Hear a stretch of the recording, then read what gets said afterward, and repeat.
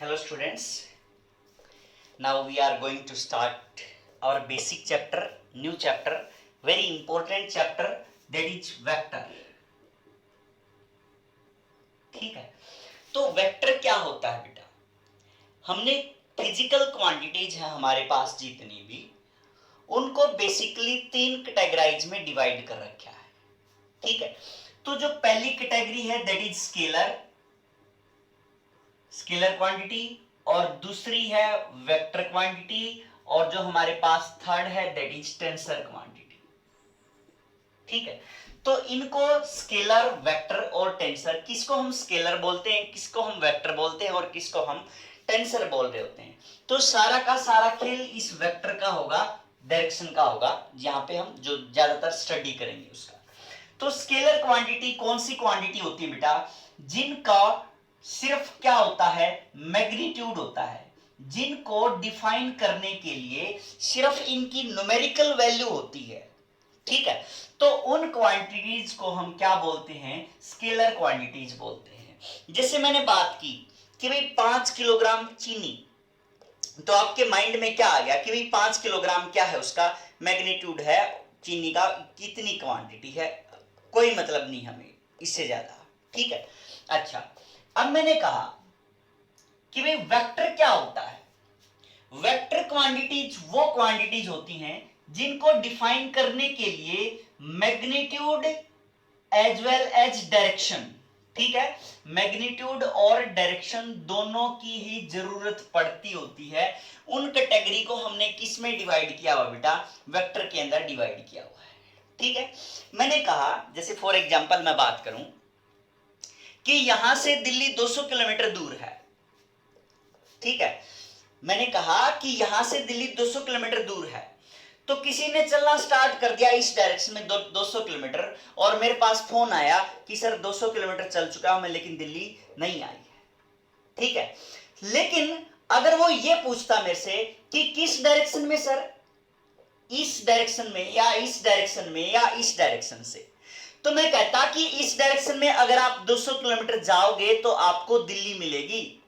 ठीक है, वो चला गया किस डायरेक्शन में? इस डायरेक्शन में, तो उसको दिल्ली नहीं मिली वहां पे 200 किलोमीटर दूर जाने के बाद। क्लियर बच्चे? तो इस टाइप से वो फिजिकल क्वांटिटीज जिनको डिफाइन करने के लिए किसकी जरूरत पड़े, magnitude as well as direction दोनों की जरूरत पड़ेगी। मैंने बताया कि इस डायरेक्शन में, और साथ में ये भी बताया कि कितने किलोमीटर, 200 किलोमीटर जाके आपको दिल्ली मिलेगी वहां पे। ठीक है, तो इस टाइप से जिसकी मैग्नीट्यूड होता है और डायरेक्शन होती है, उन दोनों को हम किस क्वांटिटी के अंदर इंक्लूड कर देते हैं बेटा? वेक्टर के अंदर इंक्लूड कर देते हैं। ठीक है, अच्छा, एक चीज जो ध्यान रखने लायक है कि भाई वेक्टर होता है, उसकी डायरेक्शन होती है, ये कंपलसरी है। ठीक है, लेकिन ये कंपलसरी नहीं है कि जिसकी भी डायरेक्शन हो वही वेक्टर होगा, जिसकी भी डायरेक्शन हो वही वेक्टर होगा, ये जरूरी नहीं है।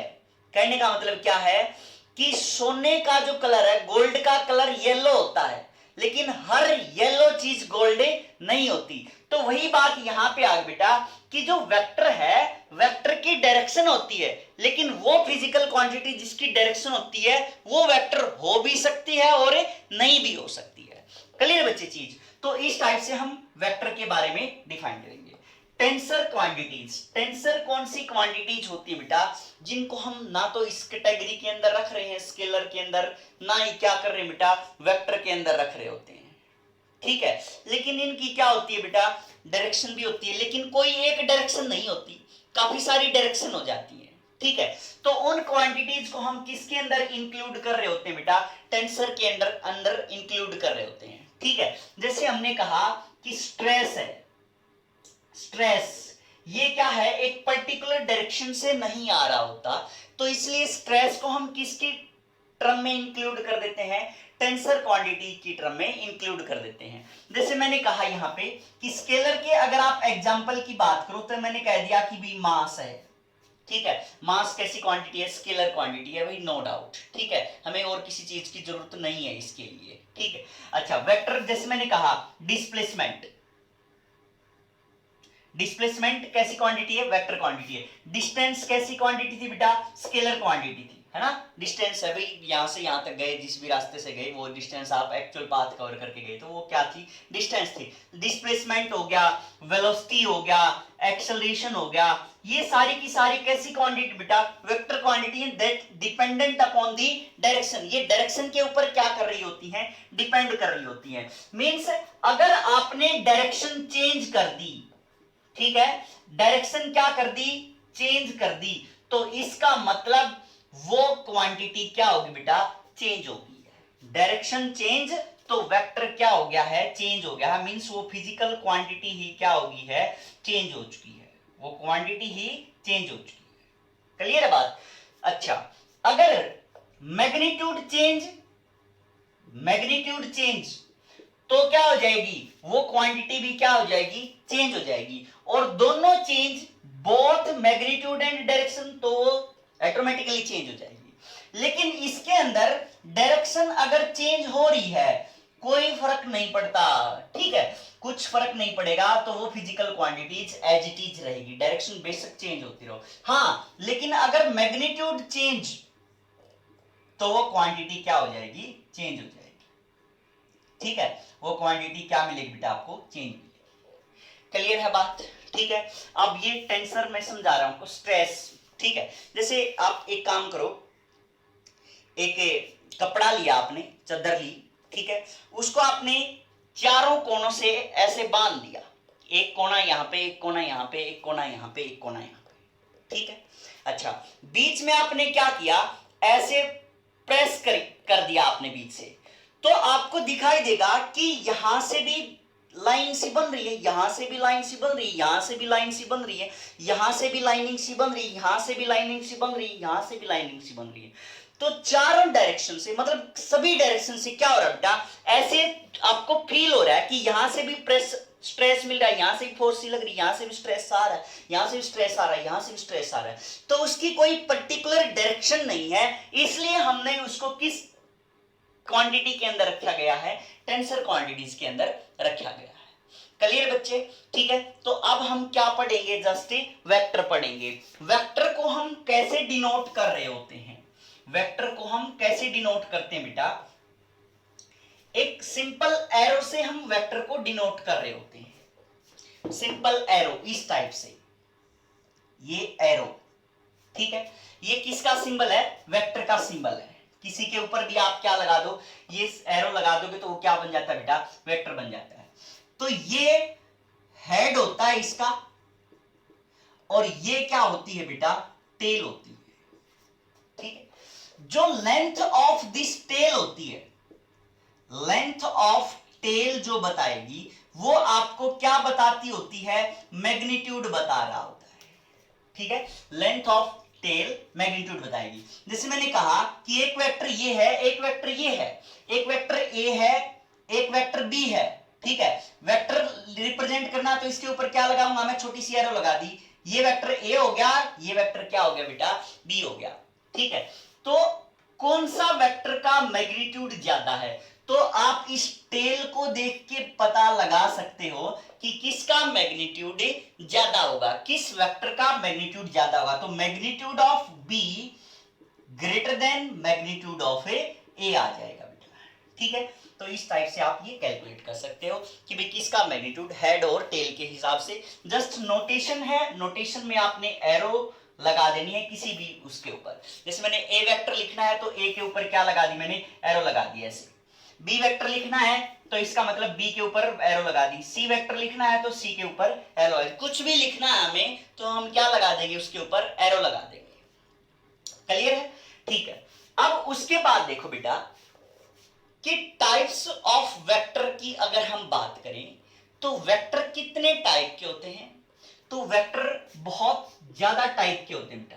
टाइप्स ऑफ वेक्टर बहुत ज्यादा टाइप आपको मिलेगी, ठीक है। एक एक करके हम उनको डिस्कस भी करेंगे, ठीक है। लेकिन एक क्लासिफिकेशन अगर आप देखो तो एक है हमारे पास की पोलर वेक्टर्स,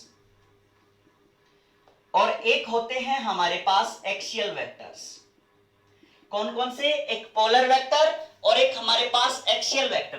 पोलर वेक्टर कौन से वेक्टर होते हैं, पोलर वेक्टर वो वेक्टर होते हैं जिनकी direction same as that of motion.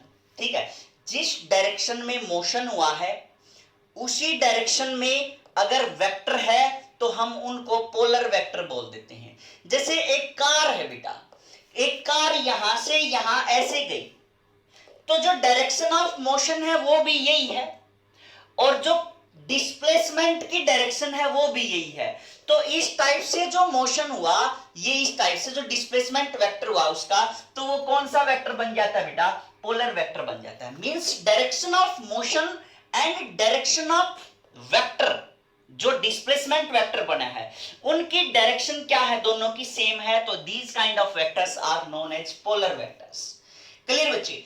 अच्छा, अब एक्सियल वेक्टर कौन से होते हैं? एक्सियल वेक्टर में वो डायरेक्शन नहीं होती जो मोशन की डायरेक्शन होती है। वो वेक्टर जिनकी डायरेक्शन मोशन की डायरेक्शन के अलोंग ना हो, उस टाइप के वेक्टर्स को हम क्या बोलेंगे बेटा? एक्सियल वेक्टर बोलेंगे। जैसे कोई चीज है, हमने सर्कल में ऐसे घुमा रखी है, तो सर्कल में आपको पता है कि 9th क्लास में पढ़ा था बेटा आपने कि फोर्स कौन सी इस टाइप से फोर्स लग रही होती है ना? इस टाइप से फोर्स लग रही होती है। अगर मैं किसी भी रिंग को ऐसे घुमा रहा हूं तो उसकी जो सेंट्रीपिटल फोर्स लग रही होती है वो क्या होती है? टुवर्ड्स द सेंटर, और सेंट्रीफ्यूगल आप बाहर की तरफ देख सकते हो, इस टाइप से आप सेंट्रीफ्यूगल फोर्स देख सकते होते हो। ठीक है, तो इस टाइप से ये फोर्स ऐसे लग रही है, लेकिन जो उसका मोशन है that is perpendicular to these. ठीक है, अगर आप ऐसे घुमा रहे हो छल्ले को, रिंग को ऐसे घुमा रहे हो, तो उसका मोशन क्या है? अपवर्ड डायरेक्शन में।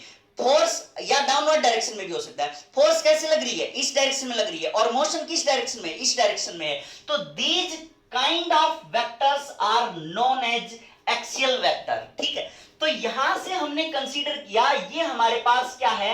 एक्सिस है। मींस अलोंग द एक्सिस जो वेक्टर प्रोड्यूस हो रहे हैं these are known as axial vector बोलते हैं बेटा उनको।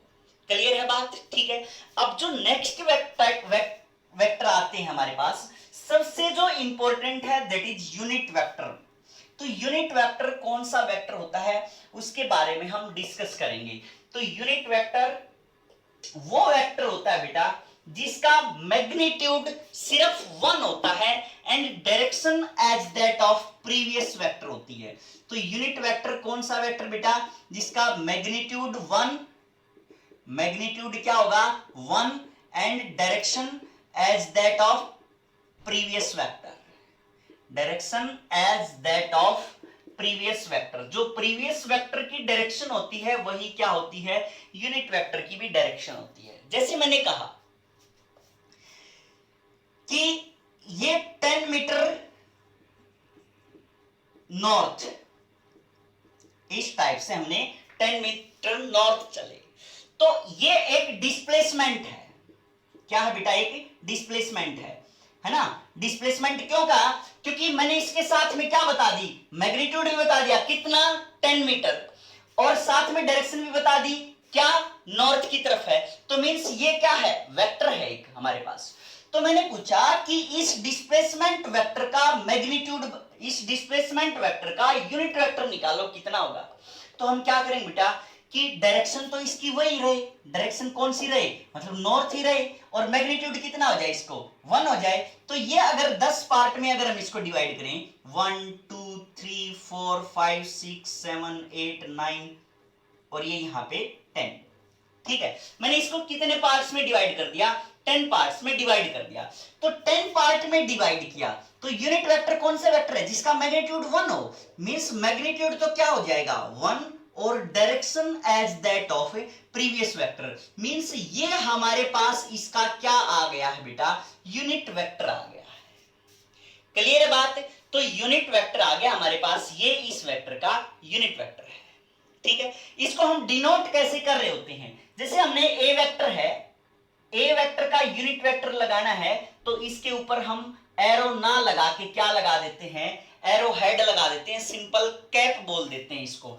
तो जो ए वेक्टर है तो इसके ऊपर ए कैप लगा दी। जैसे बी वेक्टर लिखेंगे तो बी वेक्टर के ऊपर क्या लगा देंगे? हम एक कैप लगा देंगे, तो वो हमारे पास क्या आ जाएगा? इसका यूनिट वेक्टर आ जाएगा।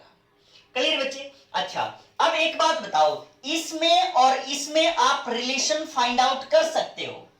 जैसे हमने कहा कि ये वेक्टर है, डिस्प्लेसमेंट की बजाय हम इसको क्या मान लिया कि ये हमारे पास एक वेक्टर है ए, ठीक है भाई, मैग्नीट्यूड भी था और डायरेक्शन भी थी।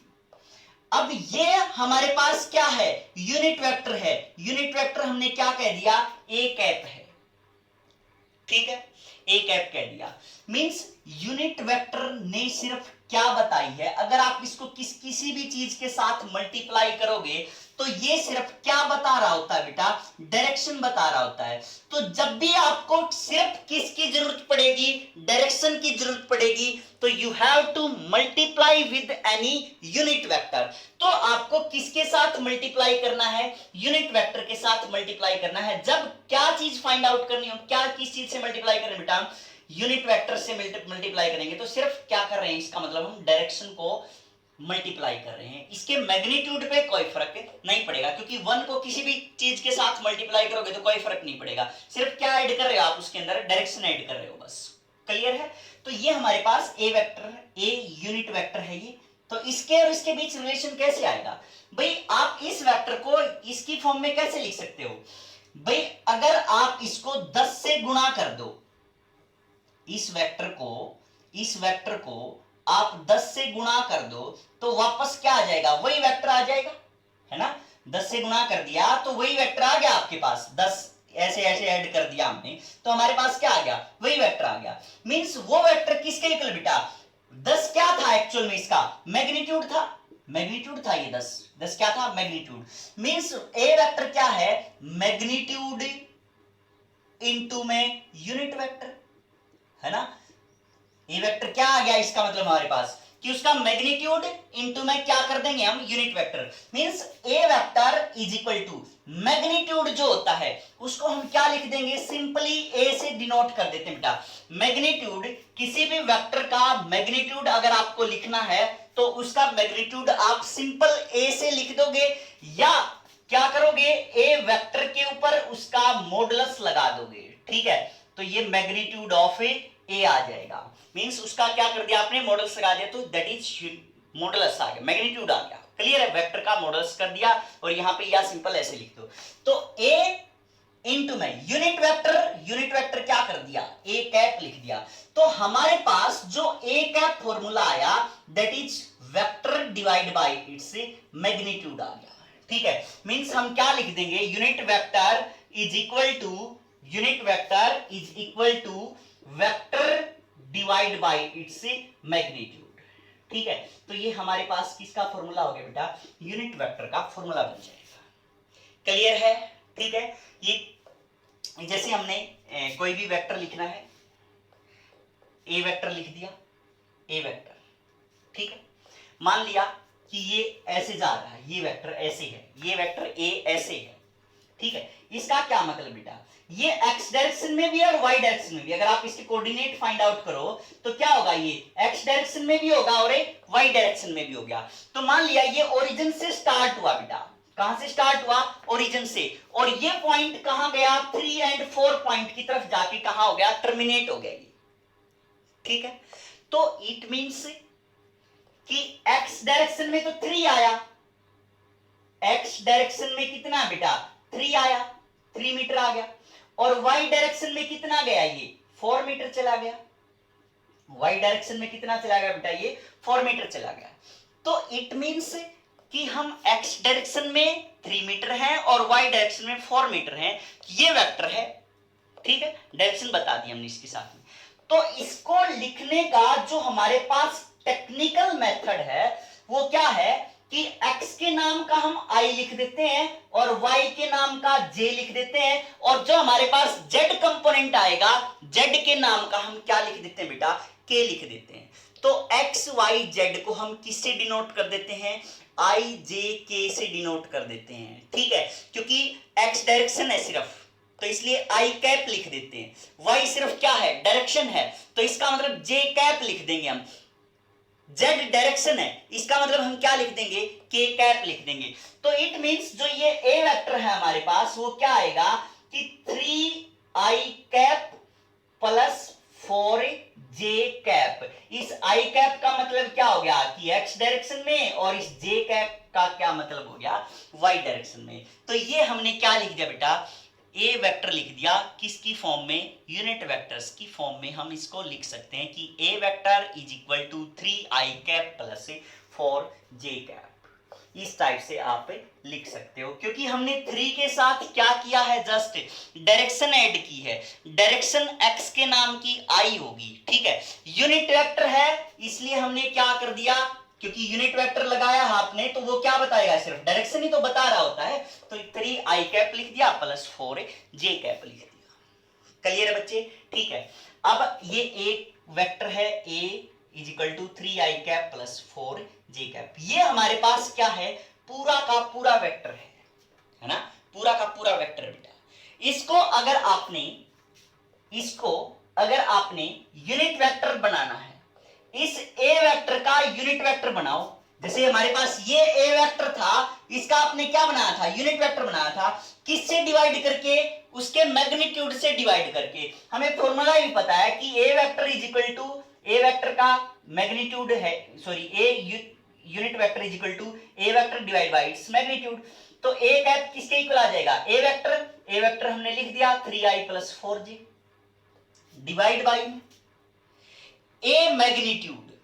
इसका मैग्नीट्यूड आप कैसे कैलकुलेट करोगे, इसका मैग्नीट्यूड आप कैसे कैलकुलेट करोगे, ये है ना इसका मैग्नीट्यूड, मींस ये जो लेंथ है आप कैसे कैलकुलेट करोगे। आपको 10th क्लास में भी सिखाया गया था, डिस्टेंस फॉर्मूला से हम ये डिस्टेंस क्या कर सकते हैं बेटा, कैलकुलेट कर सकते हैं। यूजिंग डिस्टेंस फॉर्मूला क्या था हमारे पास, x2 माइनस x1 का whole square plus y2 minus y1 का होल स्क्वायर का अंडर रूट, ये था हमारे पास डिस्टेंस निकालने का फॉर्मूला, ठीक है। तो अब क्या करेंगे, इसमें अंडर रूट ऑफ 3 माइनस 0 का होल स्क्वायर प्लस 4 माइनस 0 का होल स्क्वायर, क्या आ जाएगा हमारे पास, 3 स्क्वायर प्लस 4 स्क्वायर क्या आ जाएगा, 5 आ जाएगा। मैग्नीट्यूड क्या आ गया बेटा, 5 आ गया। तो इसका मतलब कैसे कर सकते हैं हम इसको, कि ए वेक्टर है तो इसका और इसका आपने क्या किया, मैग्नीट्यूड निकालना है, तो under root of x component plus y component का स्क्वायर कर देंगे हम, ठीक है। अगर हमारे पास तीनों प्रेजेंट है तो क्या कर देंगे, प्लस जेड स्क्वायर, क्योंकि ये तो क्या हो जाएंगे बेटा, 0 0 है तो सीधी सी हम क्या लिख देंगे, x square plus y square plus z square लिख देंगे यहाँ पे। तो इसका क्या आ जाएगा हमारे पास, मैग्नीट्यूड आ जाएगा। तो that is under root of 3 square plus 4 square means that is equal to 3i plus 4j divide by में 5 आ जाएगा। ये हमारे पास क्या आ गया बेटा, इसका यूनिट वेक्टर आ गया। क्लियर है। तो अगर हम इसको जर्नलाइज फॉर्म में लिखें कि इसकी जर्नलाइज फॉर्म क्या होगी, तो हम यूनिट वेक्टर को इसकी जर्नलाइज फॉर्म में लिखेंगे तो ऐसे आएगा ये हमारे पास कि a vector is equal to a x i plus a y j plus a z k लिख दिया हमने। तो ए वेक्टर का मैग्नीट्यूड क्या आएगा हमारे पास, a x square plus a y square plus a z square आ जाएगा। तो एक यूनिट वेक्टर क्या आ गया, a x i cap plus a y j cap plus a z k cap divide by में under root of a x square plus a y square plus a z square आ जाएगा, ठीक है। तो ये हमारे पास यूनिट वेक्टर का फॉर्मूला बन जाएगा बेटा। तो बात तो वही है, सारी चीजें एज इट इज है, ठीक है। तो नेक्स्ट लेक्चर में we will cover displacement vector and all remaining जितने भी हैं हमारे पास जो वेक्टर्स की टाइप हैं, बाकी सारी पढ़ेंगे, ठीक है। थैंक यू बच्चे।